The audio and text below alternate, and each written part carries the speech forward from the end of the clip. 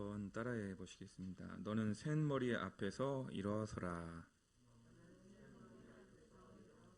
예, 샌머리가 누구를 의미하는지는 다 아시리라 생각합니다. 성경 66권 가운데 가장 읽기가 힘든 성경책이 아마 레위기가 아닌가 생각합니다. 그래서 성경을 일독하고자 우리가 야심차게 결심을 하더라도 중도에 하차하는 경우가 언제지요?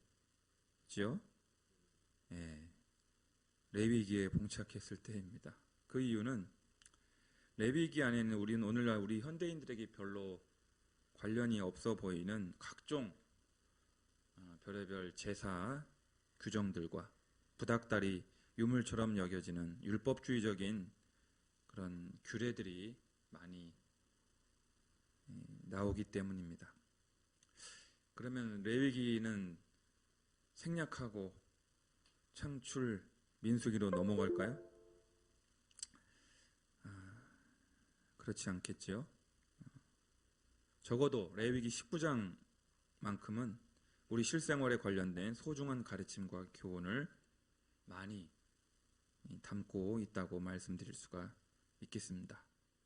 특별히 오늘 이 어버이 주일을 맞이하여 오늘 본문은 부모님을 어떻게 대할 것인지, 그리고 초고령화 사회에 진입한 우리 한국 사회에서 주변의 노인들을 어떻게 바라보아야 하는지에 대한 소중한 통찰을 줍니다.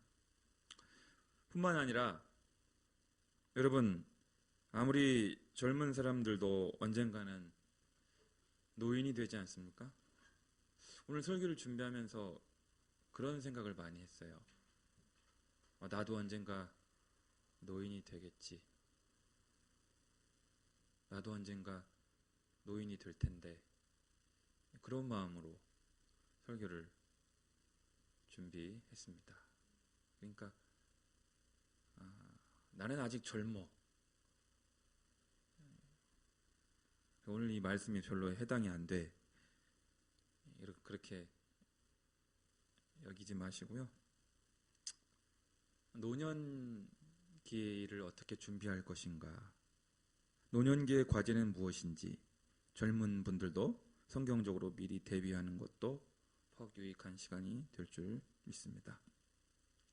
우선요, 오늘 본문을 보시면 우리가 쉽게 관찰할 수 있는 특이한 점이 있습니다. 여러분 한번 성경을 보세요. 오늘 본문을 보시면 레위기 19장을 여러분이 얼마나 많이 읽으셨는지는 모르겠는데요.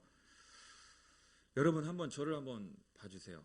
보통 우리가 여러분 성경들을 많이 읽으셔서 하나님을 경외하라 혹은 부모님을 공경하라 이런 말씀을 우리가 많이 알고 있어요. 여러분 듣고 있고, 그런데 오늘 성경을 보니까 레위기 19장 3절에 부모를 경외하라 이런 말씀이 있어요.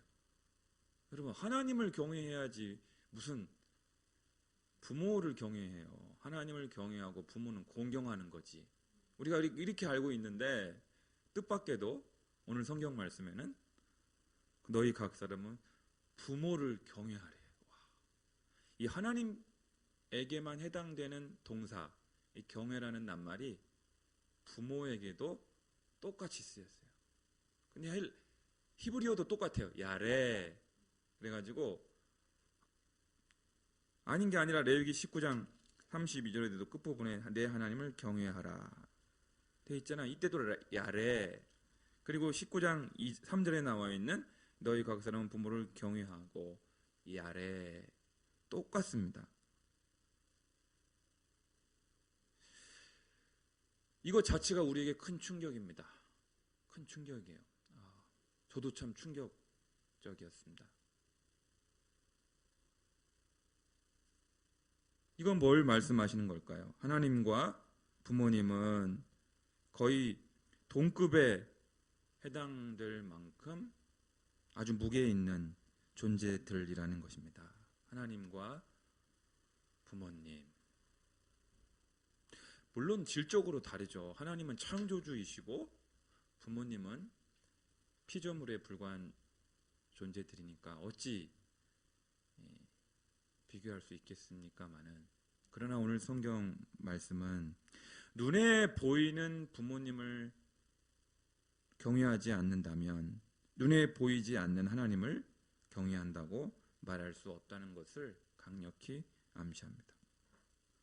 그만큼 낳아주신 부모님, 연로하신 부모님을 대함에 있어서 마치 예배를 받으시기에 합당하신 하나님 앞에서 우리가 조심하듯이, 삼가듯이, 옷깃을 여미듯이 존경과 헌신의 마음을 부모님께 표현해야 함을 말씀하고 있습니다.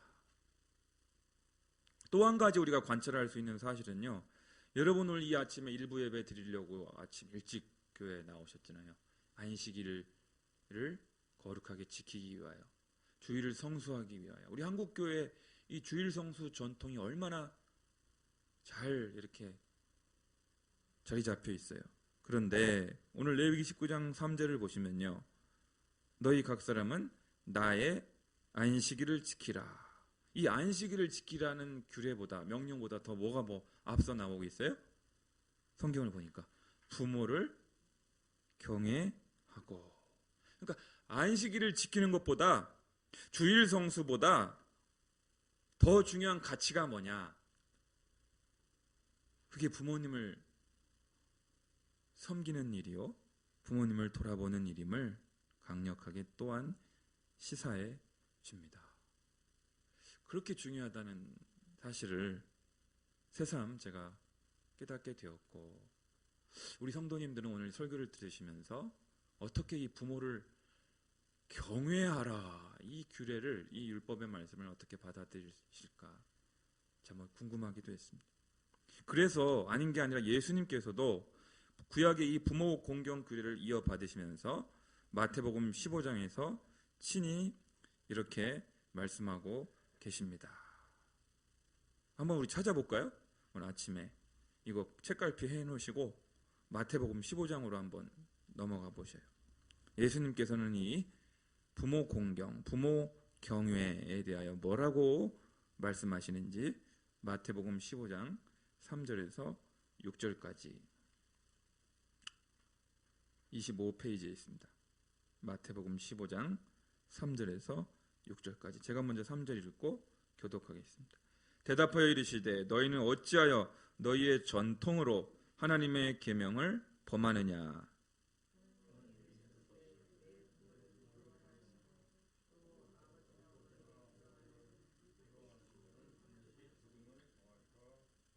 너희는 이르되 누구든지 아버지에게나 어머니에게 말하기를 내가 드려 유익하게 할 것이 하나님께 드림이 되었다고 하기만 하면 그 부모를 공경할 것이 없다 하여 너희의 전통으로 하나님의 말씀을 폐하는도다. 여기 보세요, 여러분. 이거 예수님 말씀이에요, 여러분.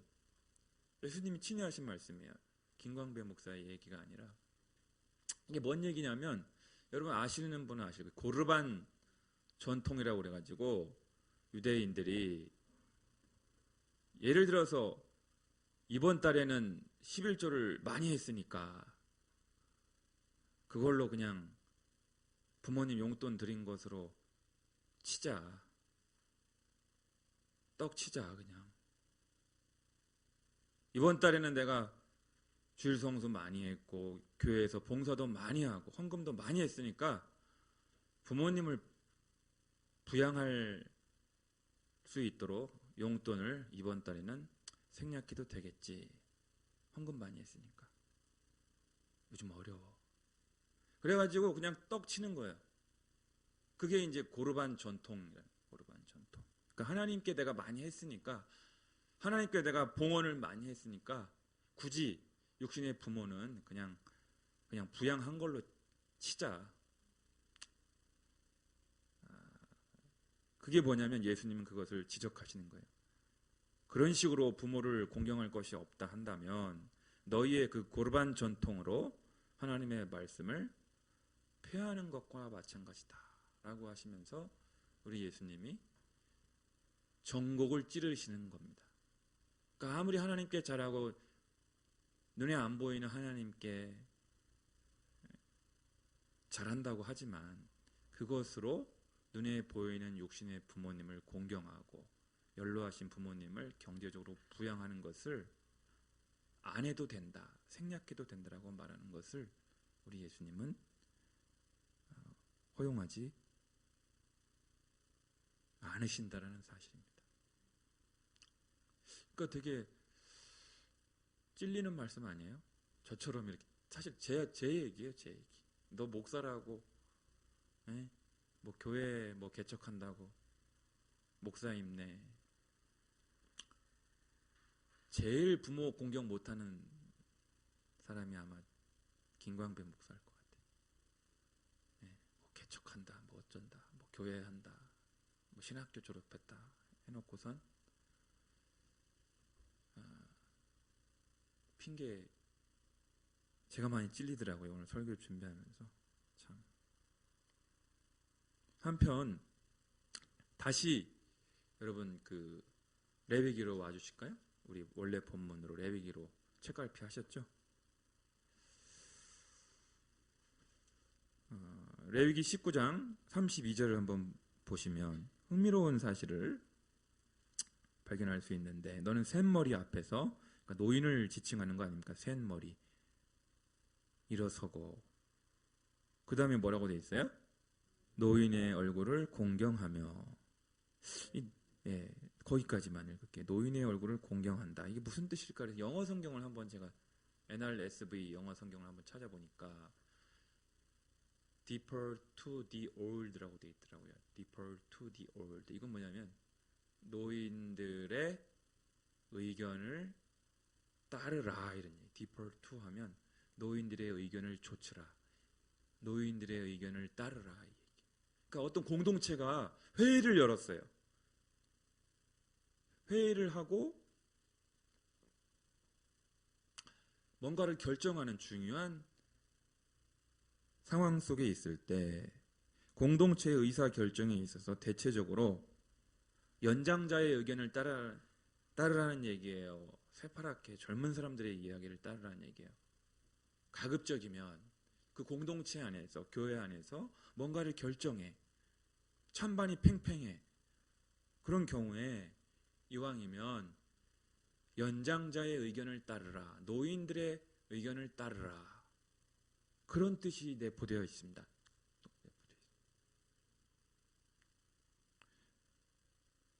아시겠죠? 네, 그런 뜻이 있어요. 그런 뜻이.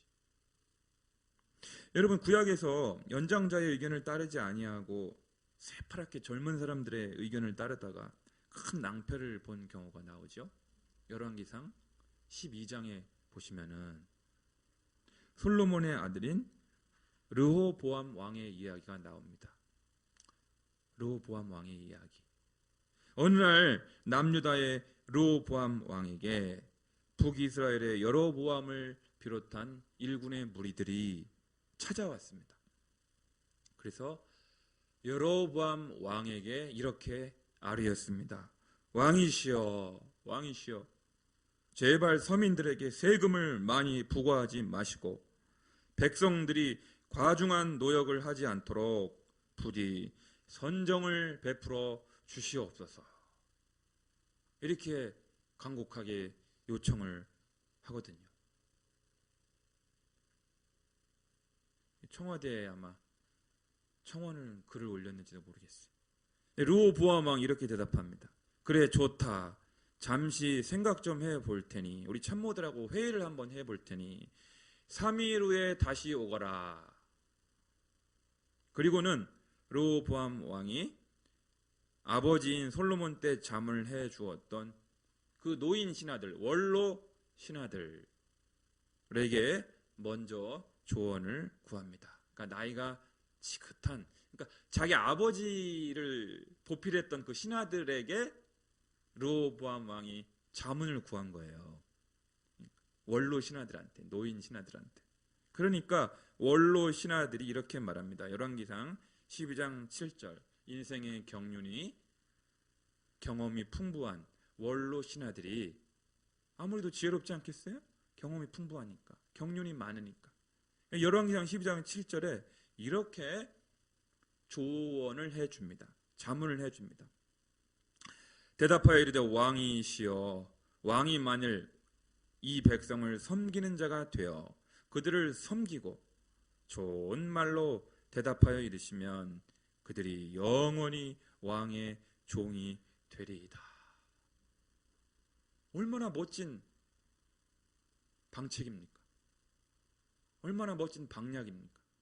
그러니까 왕이 포악한 정치를 펴지 말고 공포 정치를 펴지 말, 선정을 베풀고 백성들을 좋은 말로 타이르고 섬김의 리더십, 그래서 한 영혼 한 영혼을 이렇게 잘 섬기시고 겸손하게 그렇게 좋은 말로 백성들을 대하시면 영종조 대왕처럼, 세종 대왕처럼 그렇게만 해주신다면 모든 백성들이 왕 앞에 복종할 것입니다. 이렇게 방책을 가르쳐 펴줬습니다. 아이고, 이대로만 했었으면 얼마나 좋아요. 이대로만. 그런데 이제 이 르호보암 왕이요, 이번에는 자기랑 나이대가 비슷한 동년배 젊은 새파랗게 젊은 친구들, 젊은 신하들의 얘기도 한번 들어봐야지 하고 젊은 신하들의 이야기를 들어보니, 한번 우리 성경을 한번 찾아볼까요? 열왕기상 12장 8절 색깔 피하시고 열왕기상 12장 8절부터 55절까지 열왕기상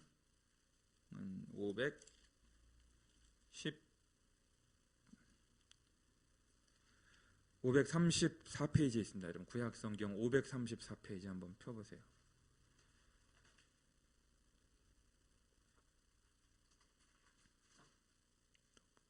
열왕기상 12장 8절부터 15절까지 조금 긴데 제가 한번 교독하겠습니다. 왕이 노인들이 자문하는 것을 버리고 자기 앞에 모셔 있는 자기와 함께 자라난 어린 사람들과 의논하여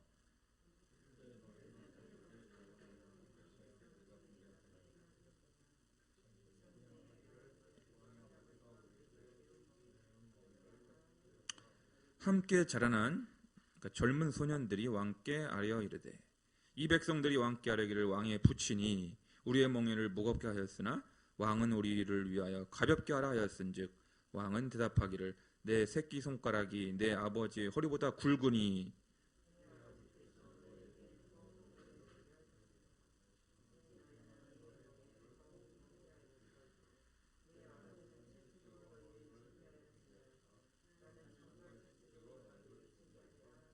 삼 일 만에 여로보암과 모든 백성이 르호보암에게 나아왔으니 이는 왕이 명령하여 이르기를 3일 만에 내게로 다시 오라 하였음이라.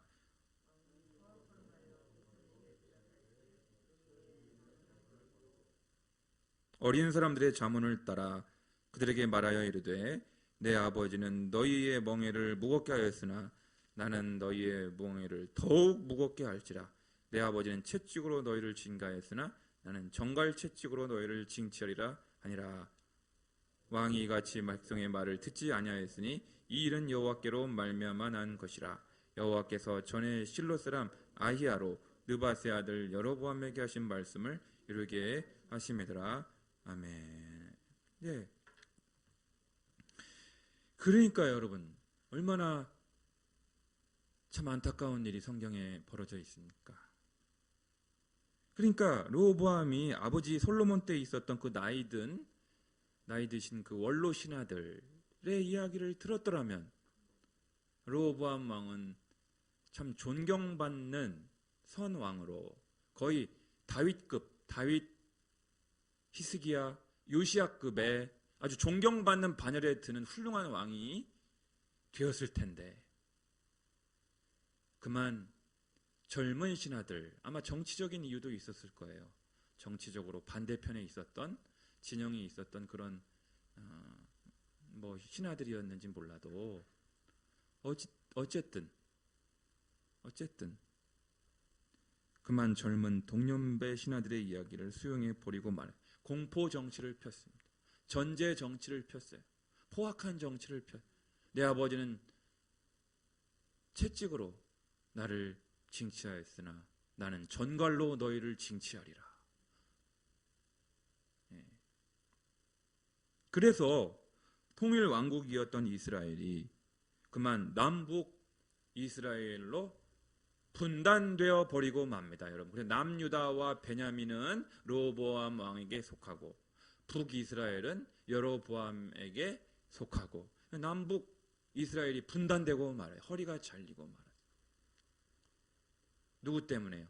르호보암 왕이 원로 신하들의 이야기를 듣지 않음으로 말미암아 나라가 두동강이 나는 참 비극적인 일이 성경에 나오는 것입니다. 그래서 그런지 아프리카 속담에 이런 속담이 있더라고요. 노인 한 사람이 죽으면, 한번 따라해 보실까요? 노인 한 사람이 죽으면 도서관 하나가 불타는 것과 같다. 이게 아프리카 속담이에요, 여러분.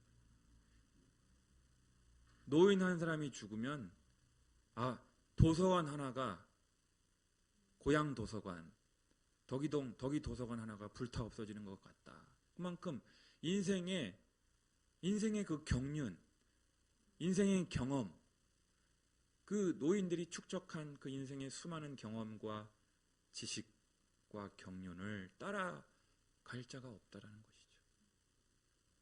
그러나 저러나 몇 세 이상이 노인이에요? 우리 정부에서는 65세 이상 프리패스 주죠. 지하철 65세 이상을 그냥 노인으로 할까요? 그러면 나는 노인 아니네 막 속으로 지금 그러시는 분도 계실지 모르겠는데, 비슷한 영국 속담에 이런 속담이 있습니다. 노인이 갖고 있는 지식은 도서관의 책보다 많다. 와. 그러니까 저는 이런 의미에서 보면 65세 이상 되신 분들은 책을 한 권씩 쓰면 좋겠어요. 지나온 인생을 반추해 보면서. 그러면은 얼마나 많은 무궁무진한 그 지혜와 인생의 교훈들이, 후배들이 그걸 딱 책을 읽고 나는 실수하지 말아야 되겠다 라든지 교훈을 얻을 수 있죠. 더 나아가서 그리스 속담에 이런 속담도 있더라고요. 재미있는 말이네. 많은 걸 생각하게 해주는데, 집안에 노인이 안 계시면 다른 집 노인이라도 모셔오라. 미쳤어요, 목사님. 지금 시부모님 봉양하기도 지금 버거운데. 많은 생각을 해줘요. 집안에 노인이 안 계시면 다른 집 노인이라도 모셔와라.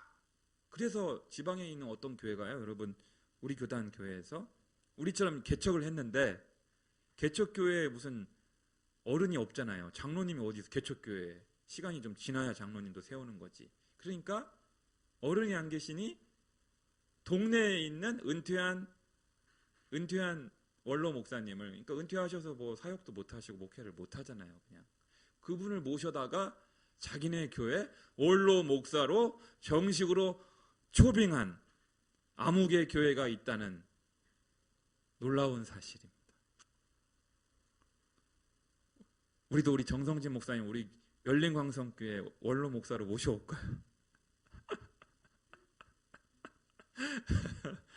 이게 뭐냐면 집안에 어른이 계셔야 돼요. 어른이.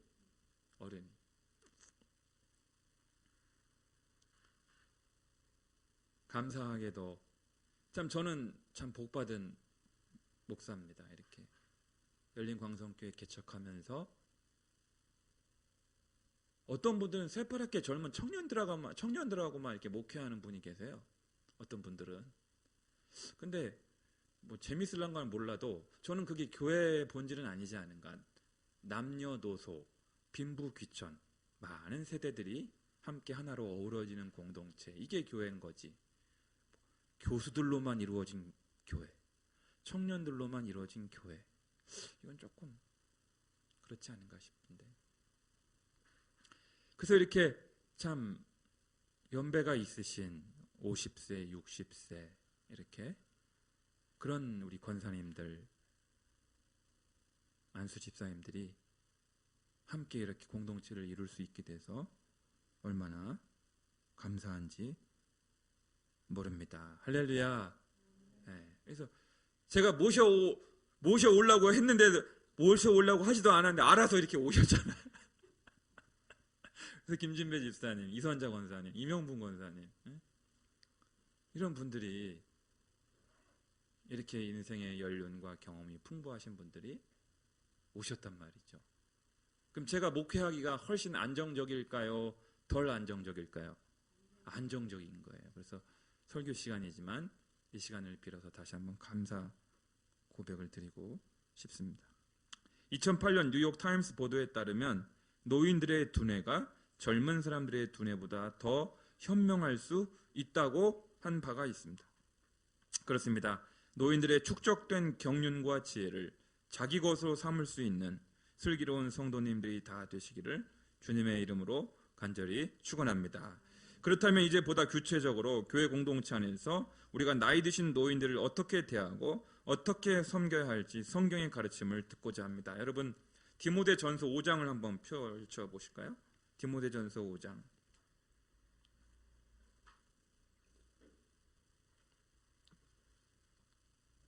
디모데전서 5장 340페이지에 있습니다. 신약 성경 340페이지. 디모데전서 5장 1절에서 4절까지만. 찾으셨어요? 예. 제가 1절, 여러분들이 2절. 늙은이를 꾸짖지 말고 권하되 아버지에게 하듯하며 젊은이에게는 형제에게 듯하고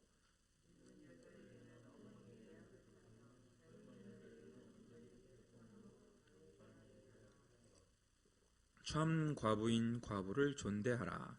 만일 어떤 과부에게 자녀나 손자들이 있거든 그들로 먼저 자기 집에서 효를 행하여 부모에게 보답하기를 배우게 하라. 이것이 하나님 앞에 받으실 만한 것이니라. 아멘. 여러분, 오늘 어버이 주일이니까 특히 어디에 초점을 맞추냐면 늙은이를 꾸짖지 말고 어떡하라? 권하라. 꾸짖지 말고 권하되. 또 늙은 여자에게는 어머니에게 듯하고 늙은 남성은 아버지에게 하듯하며. 저를 한번 봐주세요. 그러니까 여러분 똑같아요. 가정과 교회는 따라해 보실까요? 가정과 교회는 원리가 똑같다. 똑같아요, 여러분.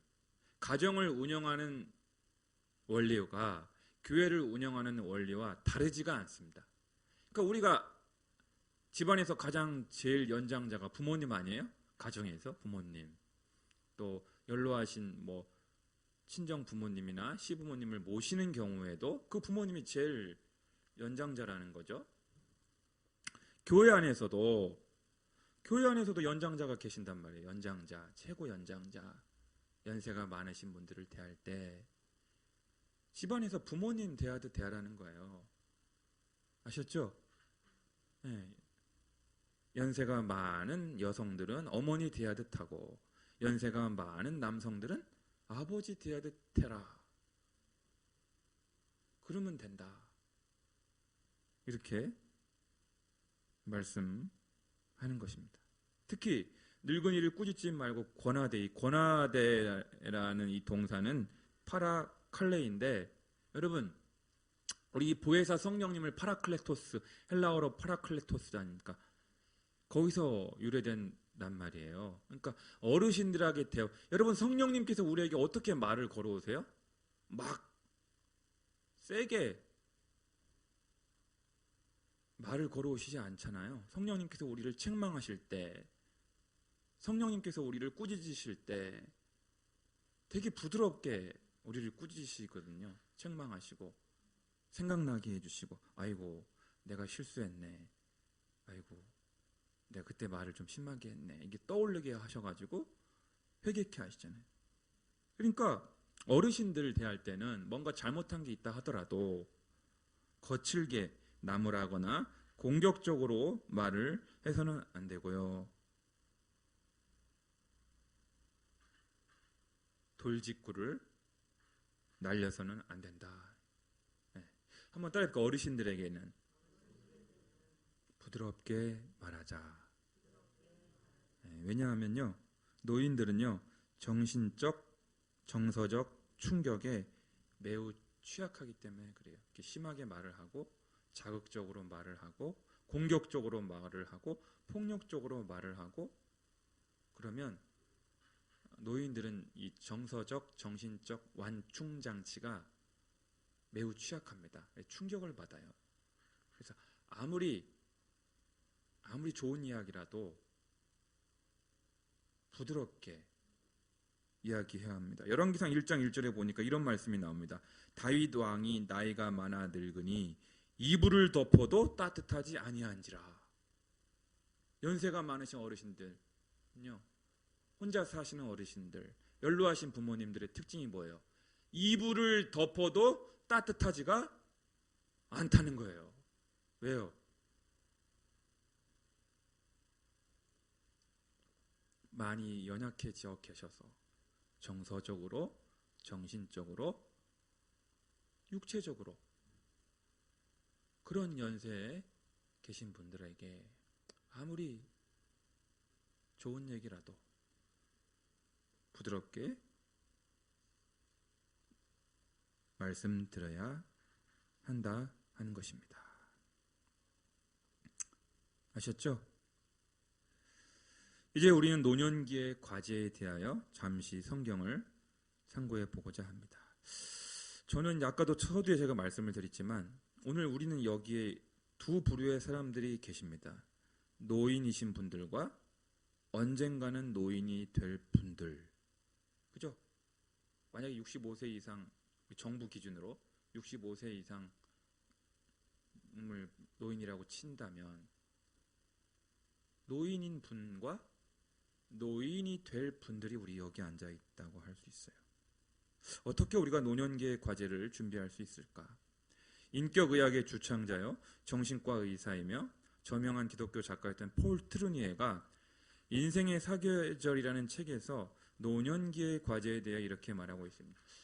혹시 이 책 읽어보면 얇고 두껍지도 않은데 노년기에 내가 해야 될 일이 뭘까? 노인이 되면 어떻게 살아야 되는가? 이런 거 고민이 있으신 분은 권하고 싶은 책인데요. 이 책에 이렇게 폴 트루니에가 말하고 있습니다. 참 행복은 언제나 내면의 깊은 조화와 결부되어 있습니다. 이는 자신의 나이를 인정하는 것을 말합니다. 성인이 되어서는 자신이 더 이상 어린아이가 아니라는 사실을 인정해야 하고 나이가 들어 노인이 되어서는 전처럼 활동을 단념해야 합니다. 노년은 은퇴하는 시기입니다. 인생의 가을에도 물구나무를 설 수 있는 사람들이 일부 있기는 하지만 그런 일은 기뻐할 만한 일이 못 됩니다. 그런 일은 도리어 조화를 깨뜨리고 지금보다 힘든 내일을 예상하게 해줍니다. 계속 일할 수 있다고 자신을 속이기 위해 은퇴 후에도 매일같이 사무실에 출근하는 사업가들의 모습은 안타깝기 그지 없습니다. 그러니까 나는 아직 건재하다, 나는 아직 살아있다, 나 팔팔해, 나 무시하지 마 하면서 은퇴를 했는데도 사무실에 막 출근하고 막 비즈니스하고, 이게 일종의 자기 과시인 거죠. 자기 과시. 그렇게 오버하지 말고 은퇴했다면, 노년기라고 한다면 이렇게 과제가 있다라고 폴 트루니에게 말합니다. 노년기의 과제는 과거를 경멸하지 않고 오히려 과거로부터 교훈을 찾아내는 것입니다. 현재도 가치 있는 교훈, 과거에서 멀어질수록 그 가치를 더해가는 교훈을 찾아내는 것입니다. 이 시기는 인간이 자기 인생을 돌아보면서 인생이 무엇이 가치 있는가 하는 수수께끼를 풀어야 하는 시기입니다. 전쟁터와 같은 한복판에서보다 훨씬 평온해진 마음으로 인생을 바라보며 그 가치를 풀 수 있는 시기입니다. 그러니까 지나온 인생을 성찰하고 관조하면서 일종의 철학자가 되어가는 시기죠. 네, 철학자, 신학자. 그래서 이 땅의 수많은 건전한 노인들은 철학자인 것이죠. 신학자인 것이죠. 왜? 지나온 인생을 관조하고 성찰해 보기 때문에. 그래서 우리가 어떤 노인이 될까? 에이징의 문제죠. 여러분, 저는 그런 생각하는데, 제가 지금 50도 안 됐는데 나는 어떻게 늙어갈 것인가? 저 이런 고민해요. 우리 오미야 권사님, 그런 고민 가끔 할 때 있죠? 없어요? 있어요? 있죠. 나는 어떻게 늙어갈 것인가? 나는 어떤 노인이 될 것인가? 저도 해요. 그런 고민을 가끔. 그런데 성경에 어떤 노인이 될 것인가를 고민하는 분들에게 답을 제시합니다. 디도서 2장을 한번 보세요. 그 뒤에 디모데전서 뒤죠? 디도서 2장. 디도서 2장 2절, 3절, 4절, 5절.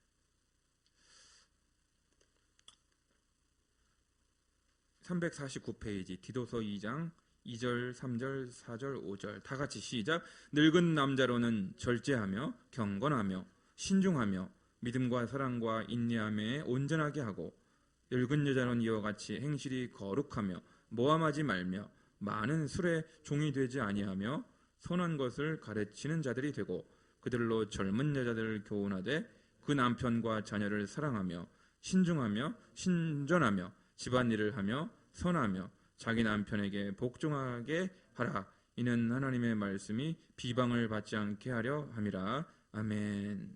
거기 보세요. 이게 바로 성경적인 해답이에요. 어떻게 내가 늙어갈 것인가? 어떤 노인이 될 것인가? 늙은 남자에 대해서 이런 성품과 이런 인격을, 이런 덕목을 잘 갖춰라. 늙은 여자는 또 이 당시 아마 나이 많은 여성 노인들이 술을 마셨던 모양이에요. 희한하게도. 그래서 행실이 거룩하며 모함하지 않으며 많은 술에 종이 되지 아니하며 선한 것을 가르치는 자들이 되고 그들로 젊은 여자들을 교훈하되. 여러분 잘 저를 한번 봐주세요. 오늘 딱이다. 마침 오늘 일부 예배에 젊은 여성들이 없잖아요. 제가 이거 어떻게 이거 저거 짜고도 이렇게 못하는데, 제가 여러분들한테 꼭 부탁할게요. 여기 제가 부탁하고 싶은 분들 다 오셨네. 이선자 권사님, 이명분 권사님, 박남혜 권사님, 오미야 권사님. 이 연세가 좀 연배가 있으신 우리 여성분들이잖아요. 우리 교회로 치면 여러분들이 할 일이 있어요. 뭔지 아세요? 제가 여기서 꼭 말씀드릴게요. 30, 40대 젊은 여성들을 제가 가르치기가 좀 그래요. 그죠? 왜냐하면 저도 아직은 40대 목사잖아요. 그러면 결혼 생활을 어떻게 해야 되는지, 남편을 어떻게 대해야 되는지, 자식들을 어떻게 가르쳐야 되는지, 집안 살림을 어떻게 해야 되는지에 대해서 여러분들이 가르치기가 편해요? 아니면 살림도 안 해본 40대 후반의 젊은 남자 목사가 가르치기가 편해요? 이선정 원사님, 여러분들이 훨씬 더 경험이 풍부하다는 것이죠. 그러니까 봐봐요. 성경에 젊은 여자들을 고요한, 여러분들에게 사명이 있다. 아이고 난 65세 넘었으니까 그냥 그럴 거야. 그게 아니고 젊은 여자들을 교훈하되 남편과 자녀를 사랑하는지. 젊은 집사, 30, 40대 젊은 집사 성도님들이 부부관계에 혹시 이상이 없는지, 남편을 잘 뒷바라지는 하고 있는지, 살림 팽개치고 막 뭐 하겠다고 막 그러고 있는지. 그러면 집안에 위기가 생기잖아요. 그럼 그걸 누가 충고해주고 누가 권면해주냐면 40대 후반의 젊은 목사가 권면하기보다는 우리 여러분들이 훨씬 유익하다는 거예요. 거기 나오잖아요. 집안일을 하게 하며 자기 남편에게 복종하게 하라. 이는 하나님의 말씀이 비방을 받지 않게 하려 함이라. 아니, 아마 젊은 여자분들 아마 계셨으면 대번에 그냥 항의가 들어왔을 거예요. 아니, 이렇게 구닥다리, 지금이 어느 시대인데, 그렇게 시대에 뒤떨어진 김 목사님, 지금 맞벌이 하는 시대요, 양성평등 시대요 하면서 막 항의 들어올 거예요. 빗발치듯. 근데 여러분, 성경이 지금 이렇게 가르치고 있잖아요. 그래서 오늘 잘 만났다, 진짜. 정말 우리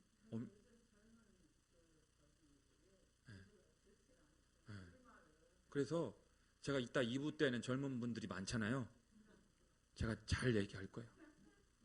인생의 스승으로 이선자 권사님 이런 분들을 좀 인생의 선배로 모시고, 목사만 무슨 교사가 아니고, 여러분 제가 갖고 있지 않은 얼마나 풍부한 인생의 경험이 있어요. 연륜이 있고 경륜이 있잖아요. 그것들을 젊은 여성들한테 가르치고 전수하고, 가정을 잘 돌봐야 된다, 남편 잘 챙겨라, 그러다가 이혼한다, 큰일 난다, 이런 것들을 우리 이명분 권사님 같은 분이 연세가 있어요. 딱 한마디 하면요, 제가 10마디 하는 것보다 100배 권위가 있어요. 딱 영이 딱 쓰는 거예요. 이 성경이 그걸 하라고 지금 명하고 있잖아요. 그렇게 디도서는 목회서신이에요. 그러니까 김광배 목사, 네가 목회한다고 팔방 뛰어다닐 게 아니라, 교회 안에 계신 이렇게 연세가 많으신 어르신들을 활용해서 이분들에게 위탁해서 그렇게 젊은 여성들을 교육해라. 이해되시죠, 김진배 일사님? 그 얘기인 거예요. 지금 그 얘기. 그렇게 목회해야 지혜로운 목회다. 그래서 여러분들이 말 안 듣는다고 그냥 이렇게 팔짱만 끼고 계시지 마시고, 그 대신 제가 아까 말씀드렸잖아요. 부드럽게 말하면 돼요. 부드럽게 말하면 된다. 그래서 사랑하는 우리 열린 광성의 가족 여러분, 오늘은 어버이 주일입니다. 코로나19 이후 아무리 시대가 바뀌어도 주님 오시는 그날까지 동방예의 지국으로서 부모와 노인 공경의 전통, 경로 효친의 전통, 연장자 존중의 전통을 잘 계승해야 될 줄로 믿습니다. 하나님의 말씀인 성경의 전통이기 때문입니다. 그리할 때 우리 가정과 교회, 그리고 공동체와 사회에 하나님의 나라가 더욱 아름답게